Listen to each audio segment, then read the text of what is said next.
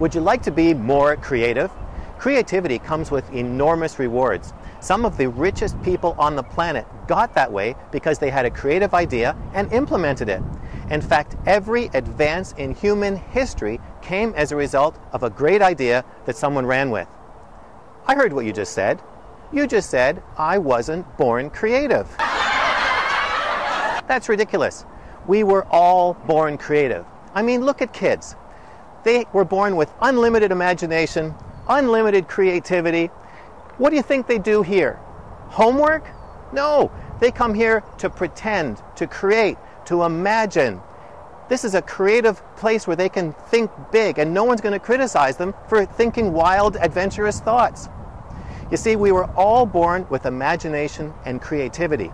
The problem is that over time, the creativity got squeezed out of us when people told us that our thoughts were impractical, irrelevant, that'll never happen, you can never do that. And life circumstances happen, and eventually our creativity spark went out just because of lack of encouragement. And if you've had a painful upbringing and a lot of emotional baggage, and you've been told that you were stupid or that you were insignificant, that'll surely put out your creative spark. So as a result, most people never connect to their creative gifts. Now, creativity starts with imagination. Now, imagination is a gift from God. It's part of being in His image. In fact, imagination is what separates us from all the other species. You see, God has an imagination. He imagined creation, He imagined mankind, the plan of salvation, and then He created it. So He wants us to use our imagination and creativity. In fact, He can actually lead us by speaking into our imagination so we get His creative thoughts. So, we imagine, we visualize an idea in our mind's eye, and then we create. And if we connect to our creativity, we can reach our potential and accomplish things in our lives that we never thought possible. But if we never connect to our creativity, we won't discover our potential, and our lives will be a fraction of what they could be. It would be like having a treasure chest in your home with your name on it that you never open because it's covered up with layers and layers of low expectations.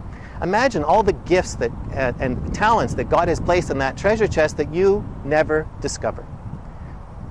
Now, it's never too late to release your creativity.